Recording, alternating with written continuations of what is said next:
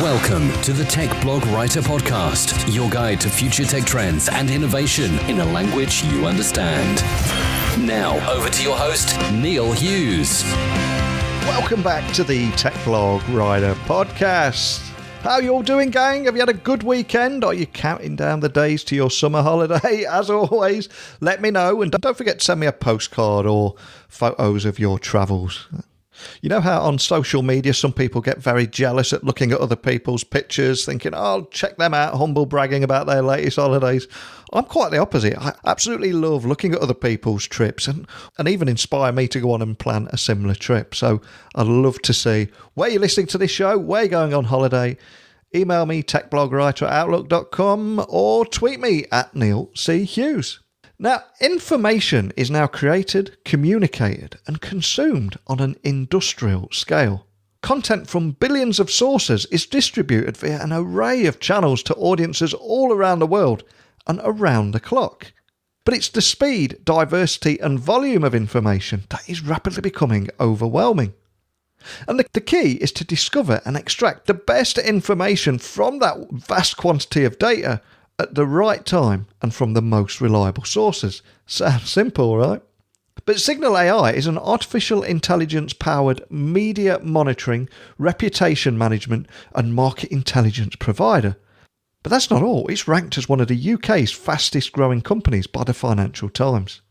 Essentially, Signal are building solutions that complement the human expertise within any organisation, but with artificial intelligence. And solutions that can expand a team's knowledge with up-to-the-minute information and supplement their processing capacity by trawling through millions and millions of data and content sources for them. So I recently learned that Signal AI has opened offices in New York and Hong Kong and is also emerging as a leading authority in distilling facts in an era of fragmented news sources. So for those reasons alone, I'm quite excited to get them on the show today.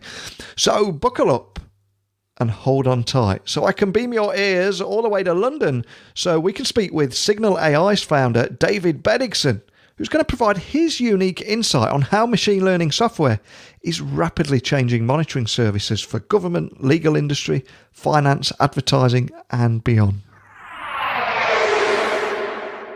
So a massive warm welcome to the show. Can you tell the listeners a little about who you are and what you do? Hi, I'm David Bennigsen. I'm the CEO and founder of a business called Signal AI.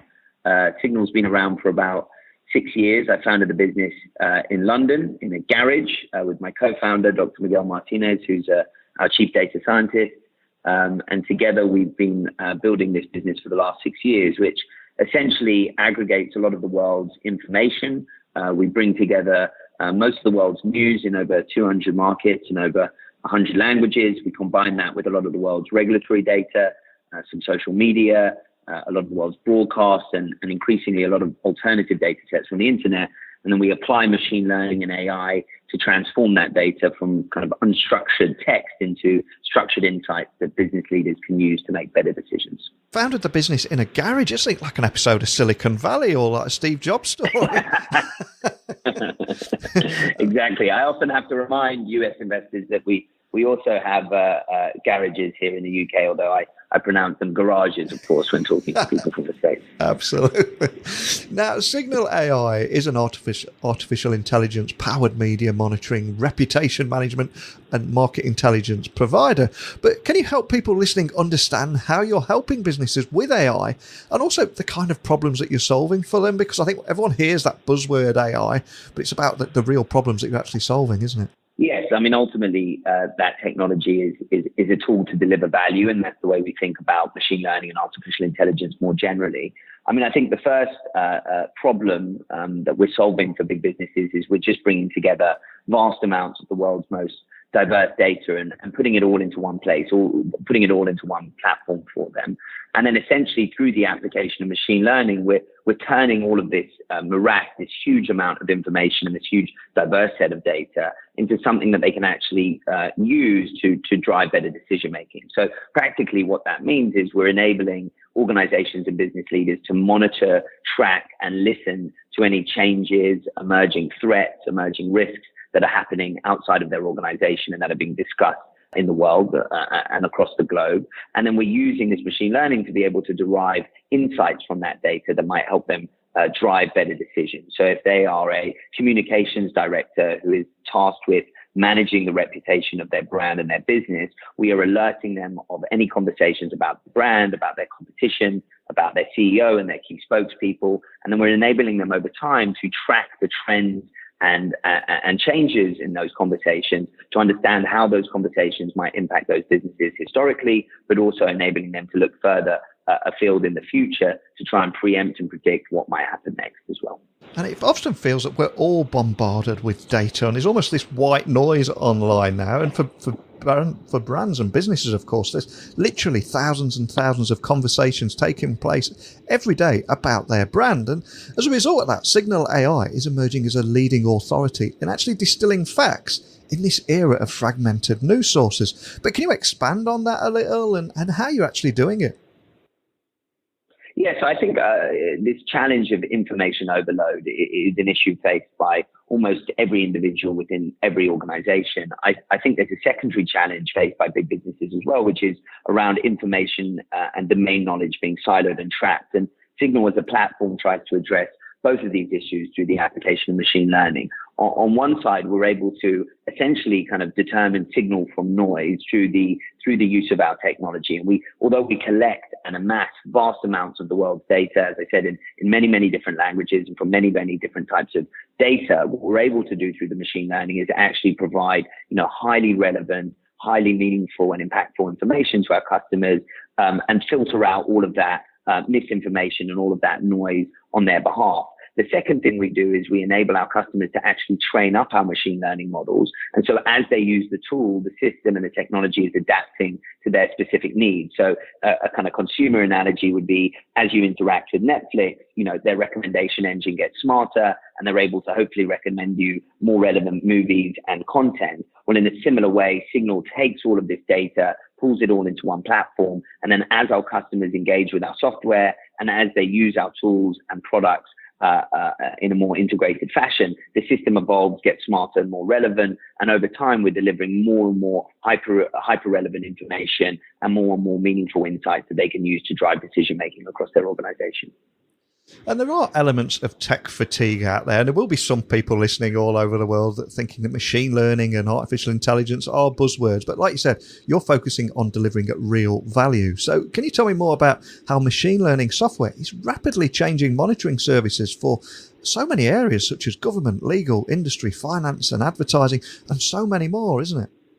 Yeah, I mean, I think there is huge amounts of misinformation and a lot of buzz around these technologies without vast amounts of deep understanding. One of the things we think about is the vertical application of these technologies. So rather than machine learning for machine learning's sake, it's really about using these technologies and tools to actually sit within a professional's workflow and actually enable them to accomplish tasks and augment their activities in a more efficient and effective manner. And that's the way that we think about applying these technologies. It's not about automation of jobs. It's about augmentation and really automating the kind of low-level manual tasks to free these professionals up to do higher value, more strategic work. So, for example, one of the applications of our product and technology is in the kind of regulatory compliance space.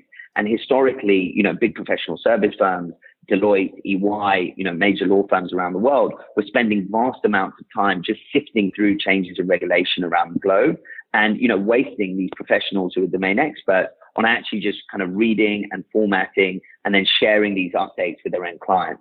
Signal takes care of that in a completely automated fashion. And what that enables us to do is free those professionals up to actually understand what the impact of those changes in regulation might mean for their clients and start thinking more about advisory and strategizing about how they're going to respond to that. So we really think about using these tools as a way of augmenting these professionals and freeing them up versus trying to wholly automate the tasks that they do end to end.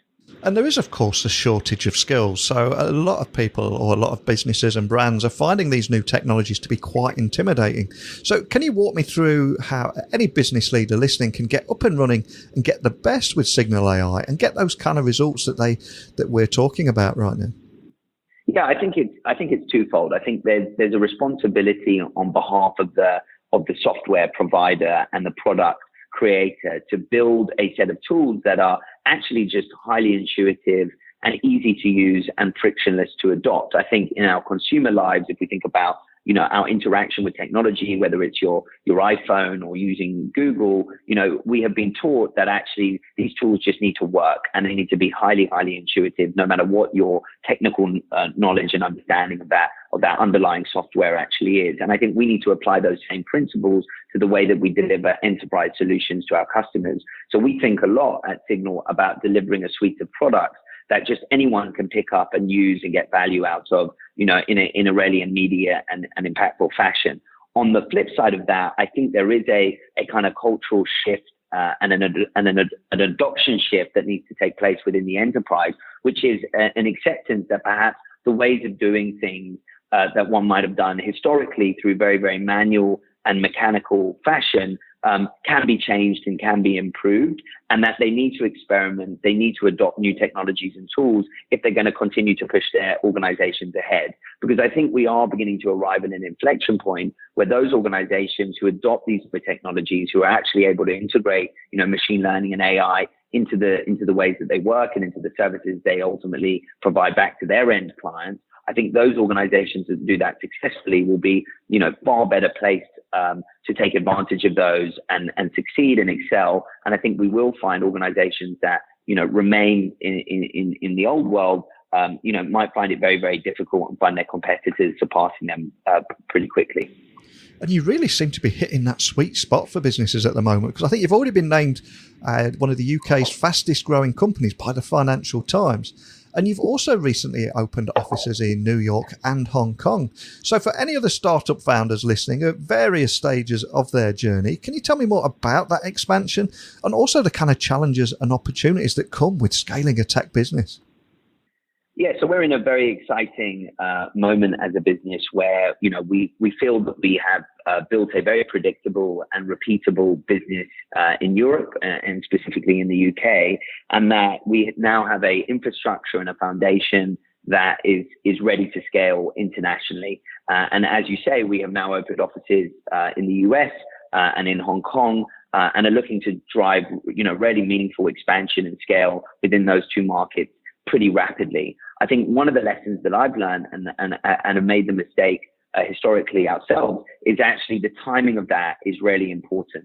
Before you go and try and conquer a new market with its cultural nuances, perhaps with its different languages, with its different regulatory framework, with its different hiring policies, I think you really have to have a strong foundation and base in your home country. And I think there is an urge and a sense that getting out internationally is absolutely key, but I think the timing of that is essential. And I think when you do decide to make that move to expand, I think the way you go about doing it and being really thoughtful about that is very, very important. So I'll give you an example. We decided that actually when we were going to move to the US, we would send 2 or 3 of our longest standing team members to go and be the first feet on the ground in those markets. And with them, they were able to, bring with them along that journey, the culture of Signal, an understanding of our business and our product, an understanding of our customer base.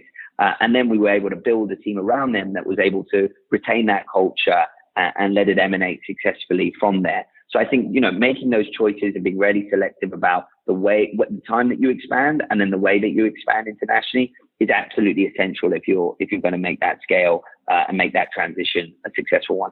So are there any other examples you can give around how to use and leverage those insights that you're providing with brands and businesses?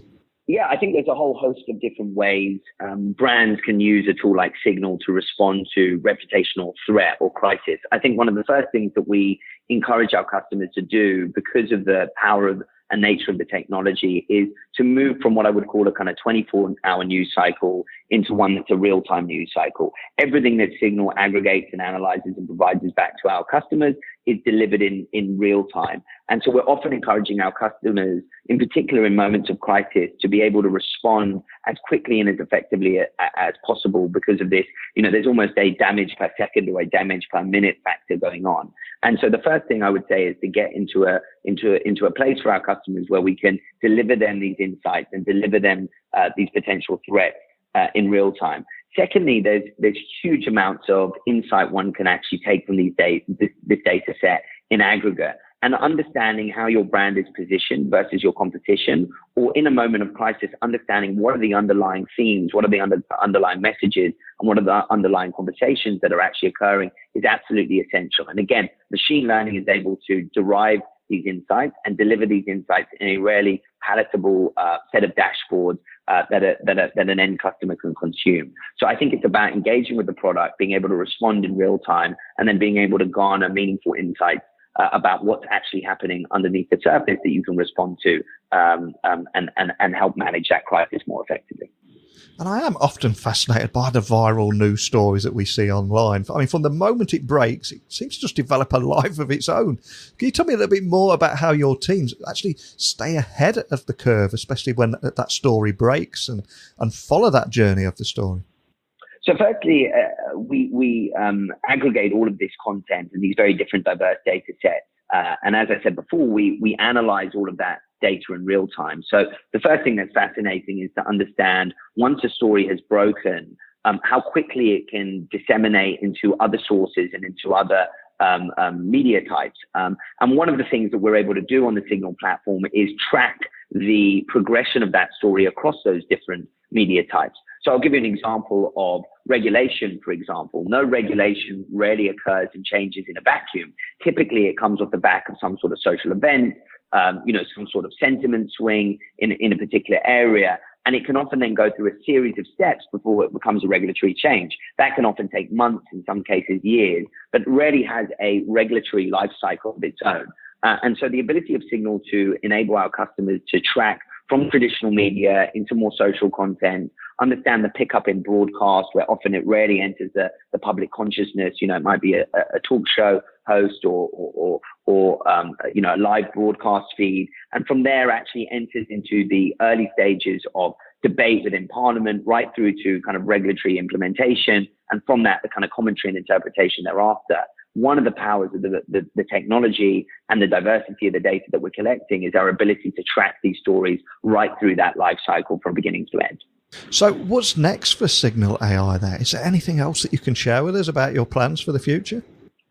So we're incredibly excited about the global expansion and that scale up, as was mentioned before. And I think we have a big focus right now on taking the business that we built very, very successfully in the UK market and growing ourselves into a global leader and really penetrating both the Americas, but also Asia Pacific, where we see huge amounts of opportunity and really, really exciting early adoption of our technology. The second thing we're really focused on is continuing to invest heavily in the platform, the underlying technology, and the diversity of the data that we bring into our platform. Because the more diverse the data we can bring in, the more diverse the insights and value we can deliver back to our customers.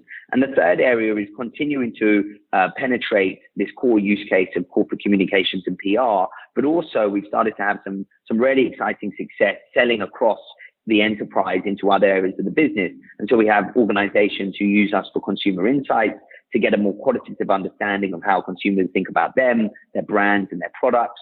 We're doing lots of work in this regulatory monitoring and risk monitoring space, where businesses are under huge amounts of pressure to comply globally with a very rapid changing landscape of regulation, and Signal's technology and products are able to, deliver them the updates and the relevance that they have been trying to achieve manually and struggling with before. And the final area is really arming organizations to seek out and surface opportunities that they might have missed. So rather than just looking at, a crisis or a threat, being able to understand where the opportunities are out there and being able to take advantage of those in a more sophisticated way. I think as we continue to add more diverse data into our platform, as we continue to see the machine learning get more and more sophisticated, our ability to continue to augment these knowledge professionals in many different industries is only going to become more successful, and our ability to climb the value chain and deliver more and more meaningful insights into the C-suite is something that we're very, very focused and excited about. Well, a big thank you for taking the time to join me on today's podcast. But before I do let you go, could I just ask that you remind the listeners of where they can find your website and also what's the best way of contacting your team if they've just left with any additional questions that they'd like to speak with somebody about? So they can find us at www.signal-ai.com. And on there are, of course, forms to fill out if anyone would like to have a play with our product.